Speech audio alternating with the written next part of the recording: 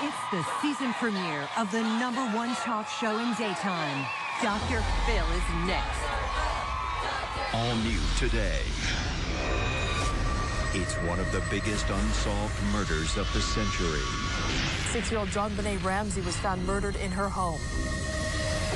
She'd been battered, strangled, and sexually abused. Immediately, suspicion fell on the family, but the parents and son Burke always proclaimed their innocence. The night that your sister JonBenet was killed, there were only 3 people in that house that we know the identity of.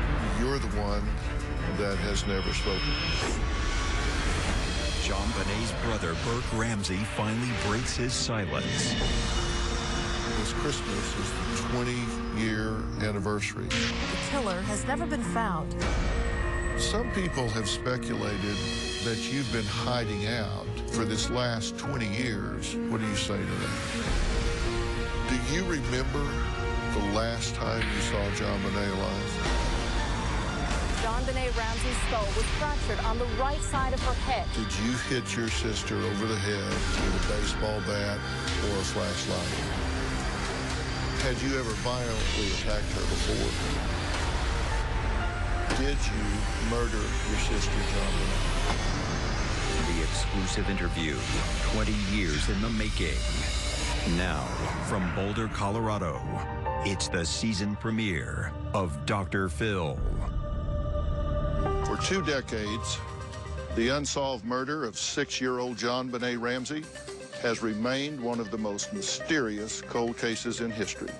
The child beauty queen's body was found the day after Christmas in 1996, here in the basement of her family's 15-room mansion in Boulder, Colorado. Today, the home is surrounded by an iron fence and hidden by trees. It even has a new address. But nothing can erase the haunting image of the path decorated with candy canes for Christmas, dusted with snow, surrounded by police tape. 911 emergency. Police, let's find us by 515th Street. To those of you who may want to ask, let me address it very directly. I did not kill my daughter, JonBenet. We have a kidnapping. Hurry, please. Explain to me what's going on, okay? Let me assure you that I did not kill JonBenet. Okay, what's your name? Are you Happy Ramsey? I'm the mother. Oh, my God. Please. I did not have anything to do with it. I love that child with my whole of my heart and soul. It's the mysterious murder case of an American sweetheart who's responsible for the death of little JonBenet. In the 35 years I've been doing this, I've never seen a case like the unsolved murder of JonBenet Ramsey. If you look at the Ramsey case, this went far beyond what you would expect.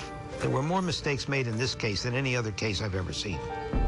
I believe that when the case first started, that it didn't look like the Ramseys did this. Within a week, it was clear that the Boulder Police Department had made up its mind. It was someone in the household. Game, set, match. John Ramsey and his wife had been under this cloud of suspicion ever since then. When a child is murdered, police have learned to look first at family members. Bizarre circumstances and unexplained evidence caused police to immediately focus their investigation on the Ramsey family. In the 20 years since this innocent child was so tragically murdered, every angle, every shred of evidence has been evaluated and reevaluated, except one. There has been one critically important missing link. JonBenet's older brother, Burke Ramsey. Burke Ramsey was the only other person known to be in the house the night his sister was murdered, and he has never spoken publicly. He has never answered questions about what happened in this house the night his sister was murdered, until today. Christmas Day, 1996. The Ramsey family had spent the evening at a holiday party. Patsy helped tuck 6-year-old JonBenet into bed. that may have been the last time they saw their daughter alive. 5:30 a.m. the next morning. Patsy woke up early because the family was planning to leave town on vacation. She walked down the back stairs from her third-floor bedroom in their 15-room Tudor-style home in Boulder, Colorado. And she went down the spiral staircase, and 3/4 of the way through the spiral staircase, she saw papers on the floor and started to read them. The ransom note. Patsy skimmed the words. "We've kidnapped your daughter. Don't call the police or we'll kill her. Get $118,000. Patsy was by the phone, so I said, call the police. What's going on there, ma'am? We have a kidnapping. Hurry, please. About 20 minutes later, police arrived, followed by the FBI. For the next 6 hours, the Ramseys waited for the kidnapper's promised call. 2 different searches of the house turned up nothing. It was a Boulder police officer, Linda Arndt, who told John to go with his friend Fleet White and search the house one more time. They get to the basement. They go down the hallway towards the wine cellar, and he hits the light switch, and he immediately sees his daughter wrapped in the blanket laying on the floor. He notices her hands are tied. There was a piece of duct tape across JonBenet's mouth. He sees a garrote around the neck. This was not a kidnapping. This was a murder. You have a 2.5-page ransom note, a strangulation, sexual abuse. It just doesn't happen this way. Strange story in Colorado where a 6-year-old girl thought to be a kidnap victim has been found dead. The child beauty queen was found in the basement of her family's home the day after Christmas. It's also reported the girl was strangled with a noose-like cord and her mouth taped, and there were no signs of a break-in. JonBenet Ramsey's skull was fractured on the right side of her head. She'd been battered, strangled, and sexually abused. There was no sign of forced entry, no footprints in the snow. The rope used to choke JonBenet was tightened with a paintbrush from her mother's hobby kit. An alleged ransom note was written on a pad of paper from inside the house. The brutal killing of a pageant princess is raising troubling questions in many minds about child beauty contests. I think the JonBenet Ramsey case would have stayed a local story if it wasn't for one element. And that was those pageant videos that were released within a few days after the tragedy. Those videos showed a certain amount of sexuality from a young child. People try to make it seem ugly and something that it wasn't, and I just know how much fun it was. What a good time we had together doing it. There were some negative connotations to these images, you know, whether the child had been pushed too far and whether this was symptomatic of some end result that caused the death of the child. For 2 weeks now in Boulder, Colorado, an American tragedy has been unfolding. Tonight, no new clues in the search for answers. The setting for this murder was not typical. Very affluent, exclusive neighborhood, beautiful multi-million-dollar home. All of these things led many people to believe, well, there can't be a bad guy walking around a place like that. It must be the parents or her brother. The evidence that points to the Ramseys, I think, is the fact that they were in the house at the time of the murder. Immediately, suspicion fell on the family, but the parents and son Burke always proclaimed their innocence. The list of suspects narrows. Soon, there will be no one on the list but you. JonBenet Ramsey's parents hired attorneys shortly after their 6-year-old child was murdered and have communicated with police only through legal representatives. It has been said that you and Patsy did not cooperate with the police, that you, in fact, obstructed this investigation. Well, it's totally false. Police came to our home, and we talked to them for, it seemed like hours. And they started this, well, we need you to come down to the police station. And now, by now we had media trucks out in front, and Patsy was in no condition to be moved. She was in bad shape. As we've been reporting, police in Boulder, Colorado finally have begun full-length interrogations of the little girl's parents. I'm talking about scientific evidence. I don't give a flying flip how scientific it is. Go back to the damn drawing board. I didn't do it. They were still suspects in the eyes of the public and the police, who continued to focus almost exclusively on them, particularly Patsy. The theory was that JonBenet was killed by Patsy over bedwetting, and that the garrote was constructed for some reason to make it look like it was a kidnap killing gone bad. That was all part of the staging. The garrote had intricate, complex, even unusual knotting. Someone knew what they were doing. There are several key people investigators would like to question. Tops on the list, John and Patsy Ramsey, as well as their son Burke. Coming up, the interview 2 decades in the making. JonBenet's brother Burke breaks his silence. You answer all the questions. You said I can ask you anything. Nothing is off limits. You speak about this one time. Wednesday on an all-new Dr. Phil. My daughter is out of control. 13 years old, extremely provocative. Danielle vanished with the keys to my crew member's car. With her family. She's threatened you with knives. She's defiant. Stop it. Oh, who is you? But has she met her match? You want to do it again? Sit down. With Dr. Phil. You can threaten them, Good. but I'm your worst nightmare, girl. That's Wednesday. We now return to a Dr. Phil exclusive. It's been nearly 20 years since 6-year-old JonBenet Ramsey was found dead in her parents' home, her killer never brought to justice. In the enduring mystery of JonBenet's murder, Burke Ramsey was the 9-year-old brother who, by all accounts, slept soundly in his room that Christmas of 1996, while his sister's skull was fractured and she was strangled nearby. Her parents, John and Patsy, and 9-year-old brother Burke, were investigated but never charged. So the question becomes, who? And the only other person in the house that night that we know of was Burke Ramsey. So does JonBenet's brother Burke have some memory locked away that could unlock the case?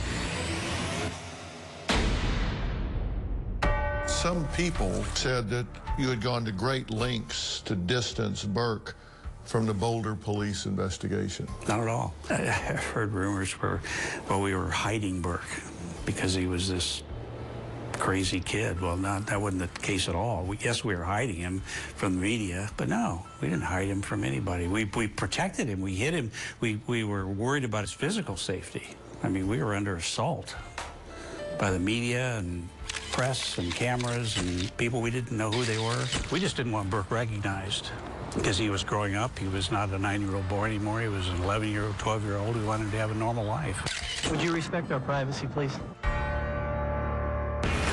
It's being reported that investigators want to interview JonBenet's brother, Burke. But why? The experts say investigators want to re-interview Burke in the hope that he can help them piece together some new information. Detectives want to talk to JonBenet's 23-year-old brother, Burke, who was 9 at the time of the murder. Many people bandied about the theory that Burke himself could be responsible for the murder. As recently as 2010, investigators wanted to interview Burke Ramsey again. Burke did not speak to them. Why, 14 years after JonBenet's death, did detectives still want to talk to him? Today, Burke breaks his 20-year silence and finally tells us what he knows about those tragic events. This was a no-holds-barred interview. Nothing was off limits. He agreed to answer any and all questions and to do so without a lawyer present.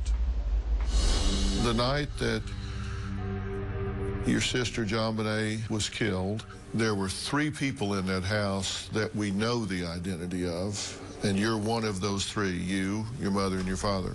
But in the 20 years that have gone by, you're the one that has never spoken. You've never talked about this publicly, and you've decided to do so now. My question for you is why now and why here? For a long time, the media basically made our lives crazy.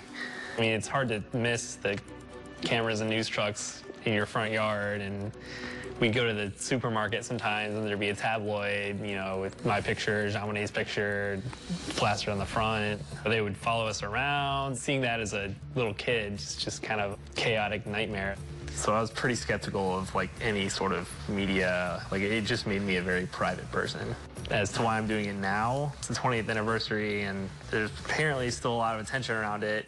Well, my goal here is that you answer all the questions. You said I can ask you anything. Nothing is off limits. You speak about this one time. Some people have speculated that your parents weren't protecting you, they were hiding you. Yeah. And that for this last 20 years, that you've been hiding out instead of just choosing not to speak. What do you say to that?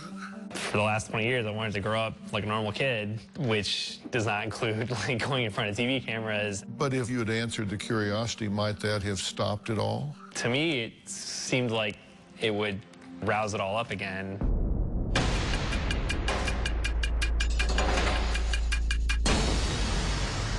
I want to ask you some tough questions, but first, let's turn the hands of time back a little bit.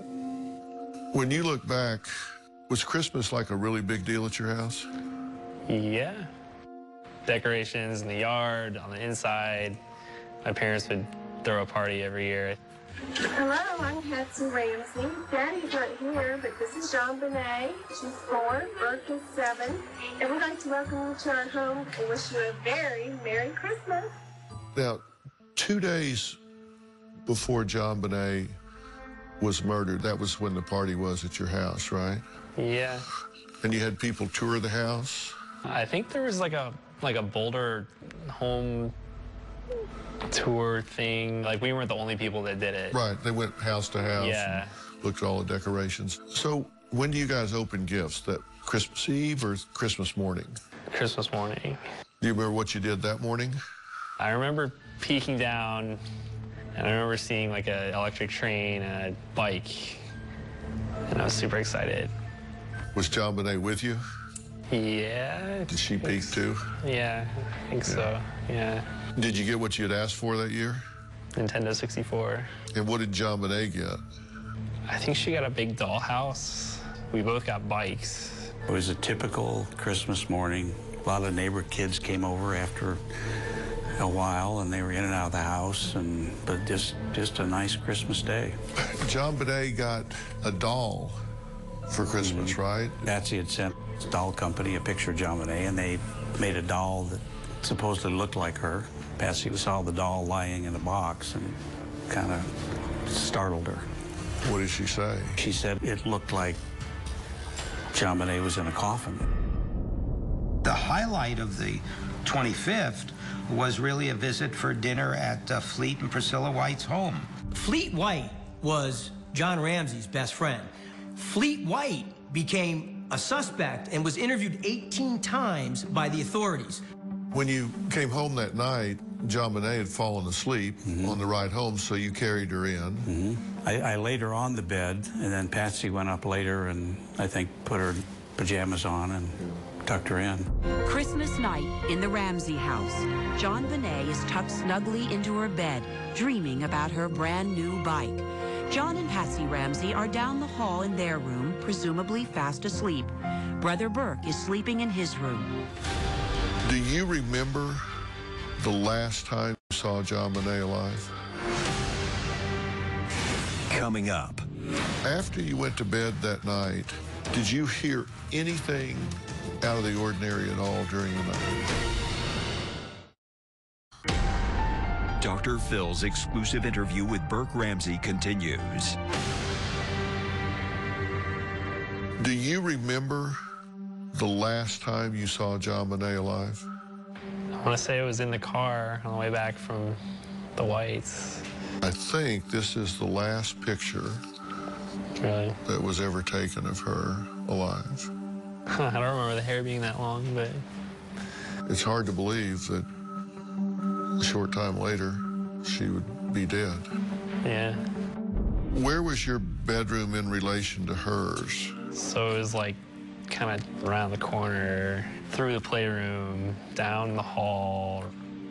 And this is your room? Yep. After you went to bed, did you hear anything out of the ordinary at all during the night? No. You don't recall waking up, hearing anything in retrospect? No. Melody Stanton, who lives diagonally across the street from the Ramseys, says she heard shrieks of agony coming from the Ramsey house 14 hours before JonBenet's body was found in the basement. And she thought it came from a lower part of the house. So if that, in fact, is the child's scream, then the child's life was taken in the wee hours of the 26th of December. The next morning, you were heading off for a vacation trip over the Christmas holidays, right? We had reservations to go on a family cruise with my older children. We both got up. Patsy had gotten dressed. I was shaving. The first thing I remember is waking up, getting dressed hurriedly, going downstairs. We weren't going to wake the kids up until we were absolutely ready to go because they could stay in their pajamas and jump in the car. Then I go down the spiral staircase, and there on one of the runs of the stair is the 3-page ransom note. Mr. Ramsey, listen carefully. We have your daughter in our possession. You stand a 99% chance of killing your daughter if you try to outsmart us. Chilling words from the JonBenet Ramsey ransom note, reportedly found by Patsy Ramsey on these stairs inside their home. She came down these stairs and seen the ransom note on the bottom step. And I ran back upstairs and pushed open her bedroom door, and she was gone. I heard Patsy scream my name, and I knew something was seriously wrong. Where did the scream come from? It was either the first or second floor. Our bedroom was kind of up in an attic, and she had this ransom note. It clearly said, you know, we have your daughter. It explained who they were. They wanted a certain amount of money. Don't call the police. We're watching you. If you do this, we're going to behead your daughter. The note remains perhaps the most critical and perplexing piece of evidence in the ongoing murder investigation. If you can, take me through that moment when she turns and hands you this ransom note. It's hard to take it all in. As I recall, it was like, what? Your daughter's been taken, and it's a horrible, horrible feeling.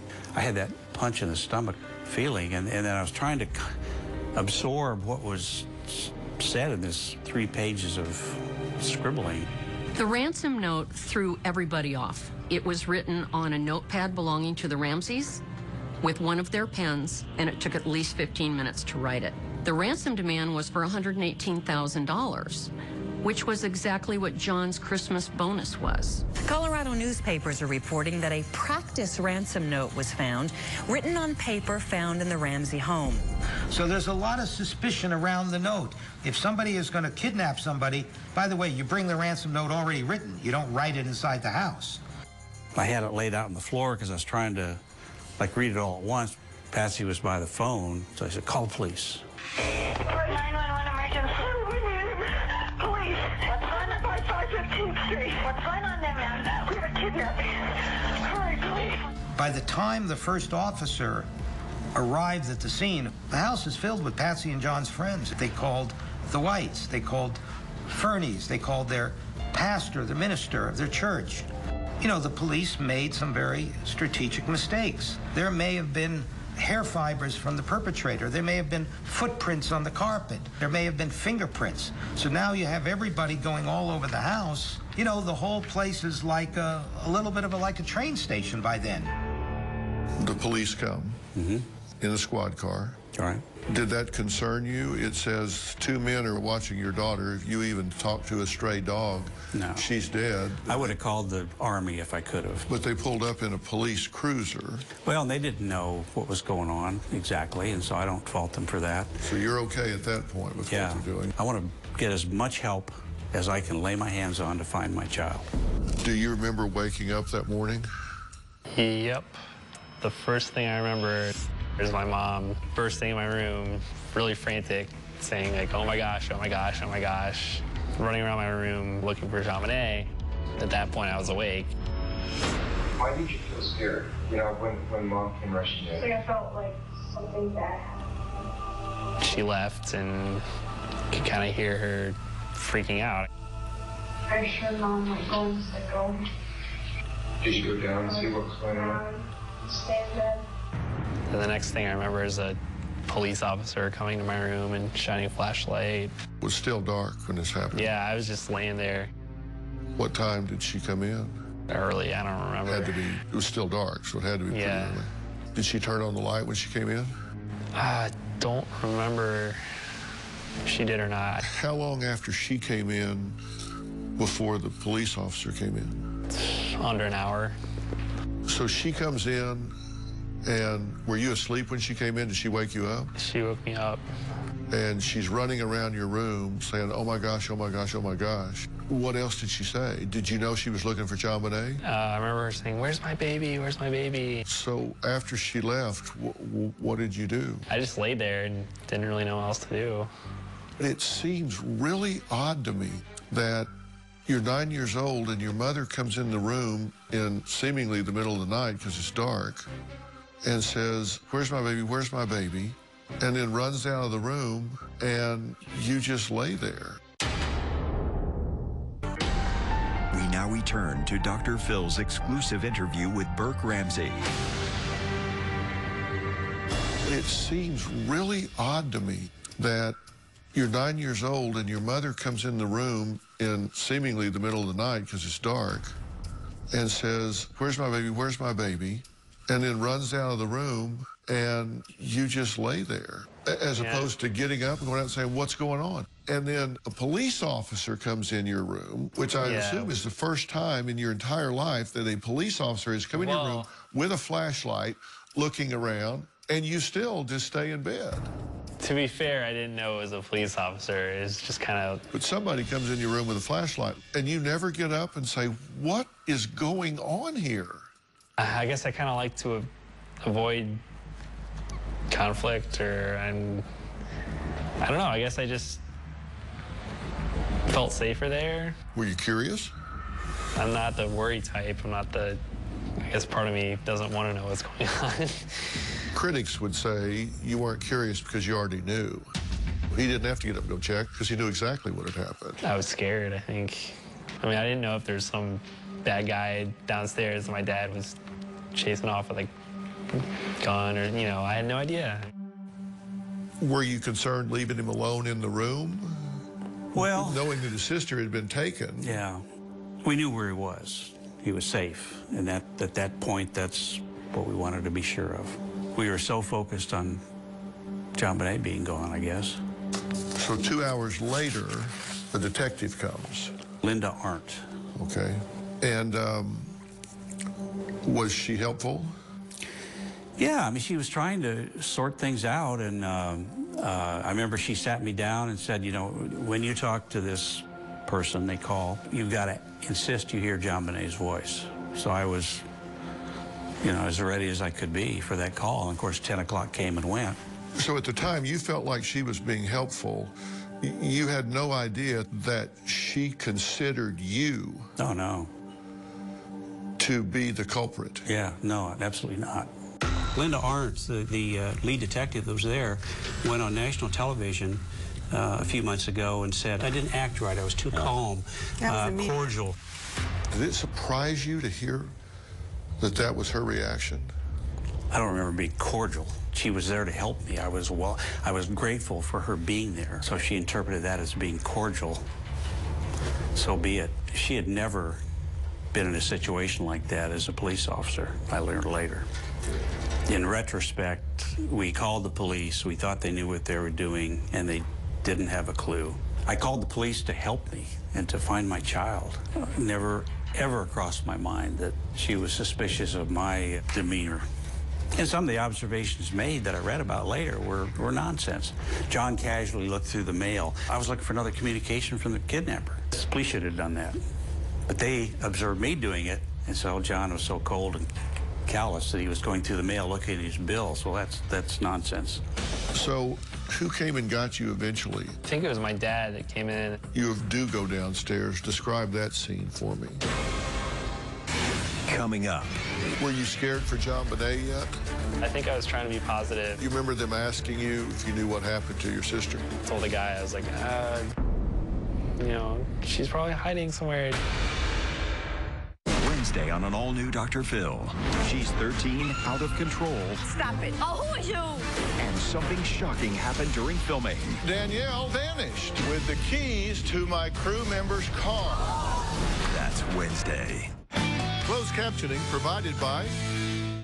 There's only one egg that gives you better taste and better nutrition in so many varieties. Classic, cage-free, and organic. Only Eggland's best.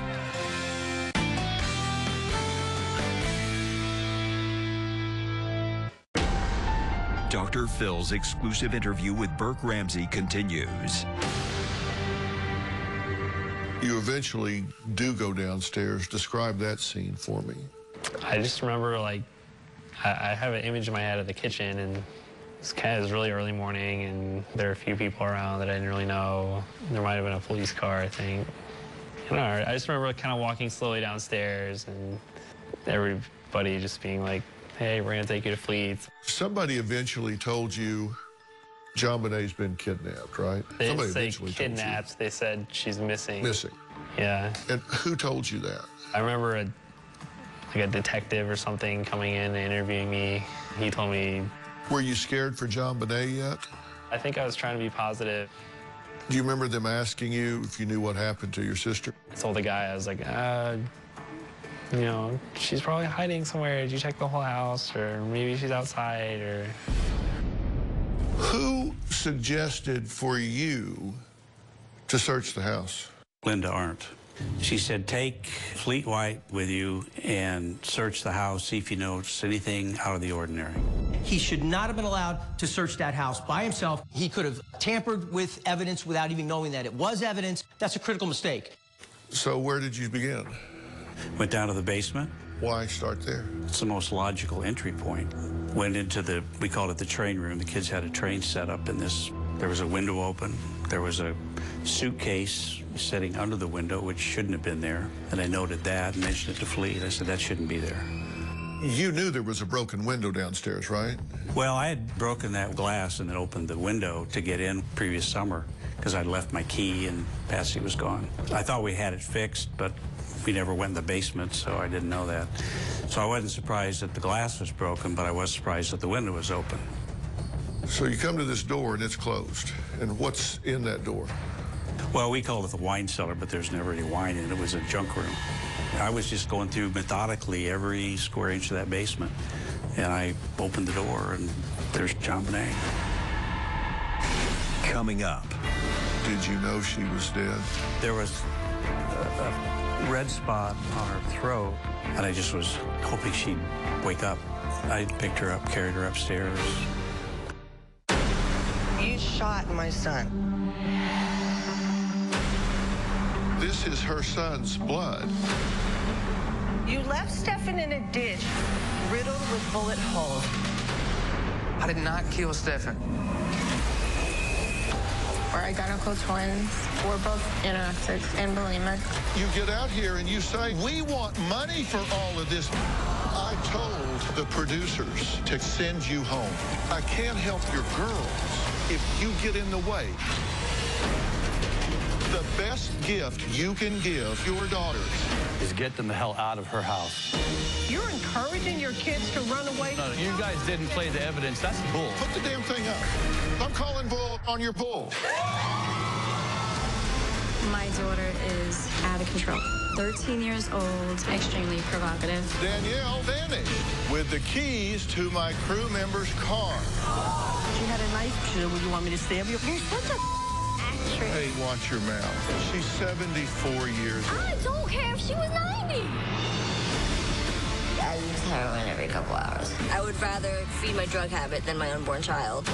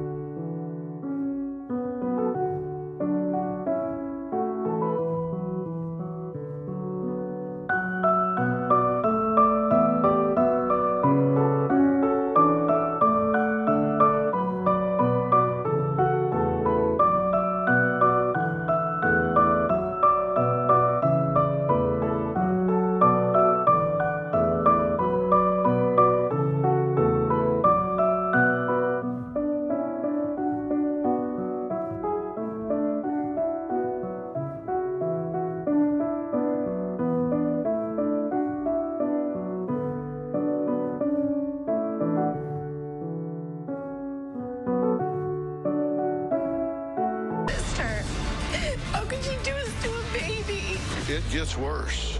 Right now, she is really high. She's gonna be... Stop the tape. You're either going to watch this and get in the game, or you're out. Plus, he went from all-American athlete I've been living on the street to homeless wannabe rapper. He's into rap now? I'm here to tell a story and inspire. That is it. I'm on the wire. He's a rapper? Missing for 6 years. Kyron's stepmother was the last known person to see the second grader. I believe that Terry Horman knows where Kyron is. Now, You lied to the media. Yes, because I was told to. the exclusive interview. Tell me why it's taken this long for you to speak out about this. I've been doing this for 15 years. You get to thinking you've seen and heard everything until now.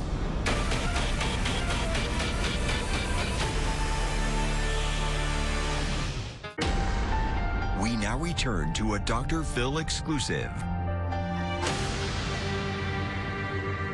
Take me through the moment that your eyes fell on JonBenet's face as she was lying there on the floor. Did you know she was dead? No, not at that point.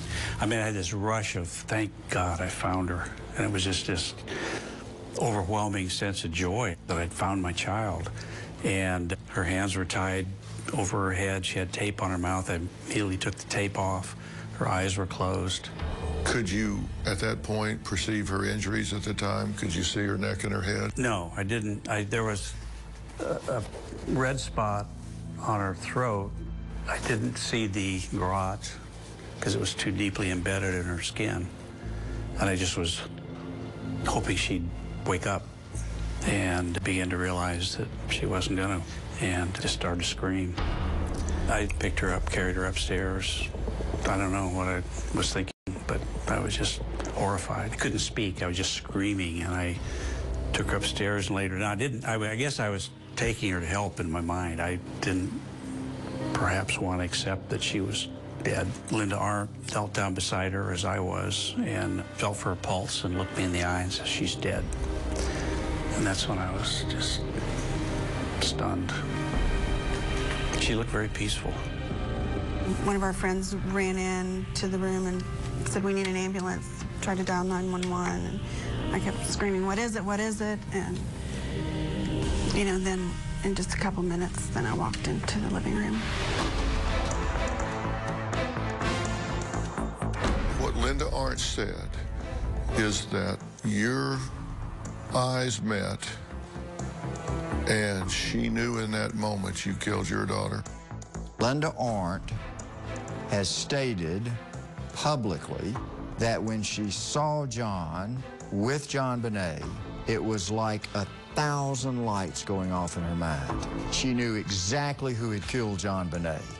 At one point, she said she was so worried that she was in the presence of a bad person that she was counting the bullets that she had on her body, and that she had 18 bullets because she feared she might have to shoot her way out of there. Frightening and incompetent, beyond incompetent. Shouldn't have been a police officer. There's a detective, Linda Arndt, who deals with various emotional cases, not a homicide detective, not a kidnapping detective, because the Boulder Police Department didn't have those experts. Is your interpretation that she thought she was going to have to shoot everybody? That Yeah. you were all in on I think her comment was, I looked around and counted the people and then counted the bullets in my gun. I mean, this is crazy stuff. Absolutely crazy stuff. When was the next time you saw your parents? The next thing I remember is going to another one of our friends' houses. Everyone was really sad over there. My dad came and told me, JonBenet is in heaven now, and he started crying. And then I started crying. And I saw him real sad. And my dad told me that JonBenet is in heaven. So you go from thinking she's missing to she's been found. She's actually dead. She's in heaven. Your dad tells you. My dad just said she's in heaven now, and I was kind of like, how is that possible? Like, and what did you say? I started crying. I don't think I said anything. I didn't believe it at first. You must have realized this has gone way bad. Ready to get real? Go to drphil.com for advice on relationships, parenting, finances, and more. Plus, weigh in on your favorite episodes, share your stories, and find support in the Dr. Phil community. When you sign up for the community, you will automatically be subscribed to the Dr. Phil Show newsletter. Log on to drphil.com today.